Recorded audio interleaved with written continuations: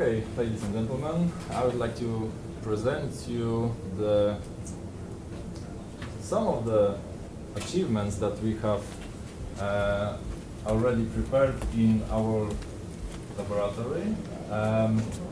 Mostly it's about functional materials, quite similar to those that you have seen previously, for printed and structural electronics. And I will define what's printed and structural electronics, but that will be later on. The team consists of several, as you see, staff members, like professors, assistant professors, 8 doctoral students, and it's growing actually day after day because many people are joining our team. We are specialized mostly in electronics technology, but not, as you can imagine, thinking about the electronics, like Faculty of Electronics. We are not from that. We are working in the field of technology, of creating electronics, materials for that, and processes. Our field is in the area of nanomaterials, the application of nanomaterials in electronics. Also, the microfabrication process, because the very fine elements needs to be done. Our partners are from the university or other scientific institutions, but also industrial partners. And although I won't present any specific prototype or maybe an offer, a startup, the industrial partners that you can see here are very pleased with the cooperation with us at the level when we produce for them some demonstrators, which after that are developed by them to the final product. And nothing is there. I won't go into the details about most of the topics, because you can find a presentation about the details of printed and structural electronics on YouTube. Okay, if you just type my name on YouTube, then it for sure will go like that.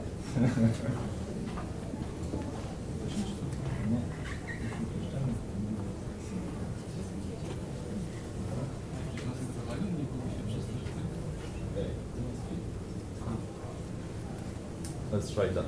That was not a movie, so I don't know why it behaves like that. And this is the timeline of all our projects that were related to the use of usually mostly nanomaterials, carbon nanotubes or graphene platelets in printed and elastic electronics. As you can see, there were many of them. The most important right now for me is the 3D printed structural electronics financed by Foundation for Polish Science. And I can just mention that recently I have also published a book about the application of carbon nanomaterials in electronics. So you can find more in that book. The really most important research projects are those three, or the last one with the last one four. First one is about the use of graphene nanoplatelets in electronics in protection of documents when we print electronics elements the same way as the documents are printed on the same equipment. The second one was international project when we prepared inks for printing antennas inside the casings of the phones. Also with whole circuit, not only conductive antenna, but there were also capacitors, there were inductors, so that was the case for the project. The third one is it's now at the beginning. It's for 3D printed structural electronics, but we don't have any real examples right now because it just started. But the last one, when we have developed the full process of the synthesis of silver nanopowder, paste preparation, printing those paste, and low temperature sintering, which is now actually a full product from one of the companies that we are working with.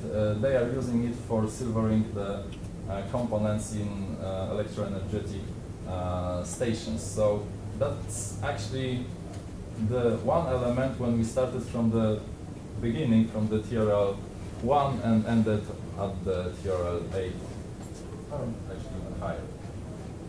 So what's printed and structural electronics, briefly, we take materials that have special functions. They can conduct electricity, they can glow, they can have any other properties. We produce paste from it, or ink. Then we print sensors, antennas, electroluminescent structures, as you can see here. And if we modify those materials, we can also use it for 3D printed electronics. And we already have some first elements, like conductive pads or antennas, made that way. It is not very sophisticated technology, you might think, because you just take the polymer, mix it with the materials, and then you have ink. But actually, this is the crucial part, because first of all, not any material, not all materials you can use to produce electronic structures, and even if the material is right, like carbon nanotubes or graphene platelets, if you mix it the wrong way, you won't obtain any conductive elements. So the clue is in preparing the paste. Most of the demonstrators, not products, demonstrators that we have prepared are related to transparent electrodes. So those are mainly for the electroluminescent displays, but we have also tested those with photovoltaics. We have used them as transparent heaters, so it's optically transparent, but still it's producing the infrared emission. We can print them right now on the size 1/4 of that table, so we can print the electronic element in the size. Still, we're at the university, not the printing press, so that's why I won't be any further. We also prepared temperature sensors on yarns, when you can put it in the Textronics applications. And many sensors are now actually on the way, because few PhD students are working on the special sensors, biomedical sensors and pressure sensors that will be used in the medical applications.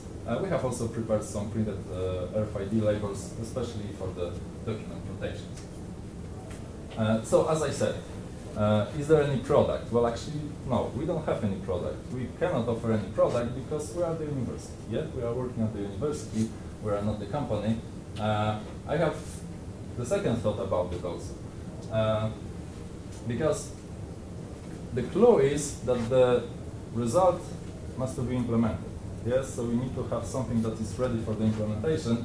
And from my perspective, if you search for such product at the universities, it's mostly like with the Yeti. Yeah? Some people says that have seen Yeti, some people have even some movies about it, but if you really want to find it, it's very hard to catch it. This side, the diamonds that we have seen today, yeah? Because it's not very often that you can find actual products at the universities, and I think that this is a normal case. You need to be prepared for that. Why? Because we all knew that there is something like TRL meter, yeah? And universities are usually working in this area, at the bottom. Companies are wanting something on top. So basic idea is to push the invention from the bottom up, not to pull from top. So in classical approach, you meet with some company, arrange a consortium, file a grant application that will take probably maybe even a year. Then you realize the project, which takes another 3 years, and the company also must invest some serious money in that. And then still we are usually ending at the TRL 6 or 7, so it's not still applicable fully. So that needs to be implemented, so the company pays again, and whole process takes really like 5-6 years, at least. We have worked with several companies with something that I can call fast track. So company search us on the internet, on the conference, or any other way. So we meet, we have met, and then we discuss what they want to do. For instance, they want to have, it's a company that is producing, I don't know, packages, yeah? And they want to have the special form of package. What sort? They don't pretty know what could it be, but for instance, if it had some electronic identification, it would be nice. If it can glow, it would be nice. It had temperature sensor, it would be nice. So they have some small ideas what can be, what will be good and what they can sell on the market. And we then think if we can produce it. So we make something like technology scouting from our demonstrators or from other publicated results, and then in direct cooperation, when there is no project, the company only pays usually very little comparing to what they need to put into the project. Within half a year, we are going to the TRL 5 or 6 for demonstrators. So we are saying then that you can prepare such product, but then later without us. We are only going to that level. Above that level, university is not working.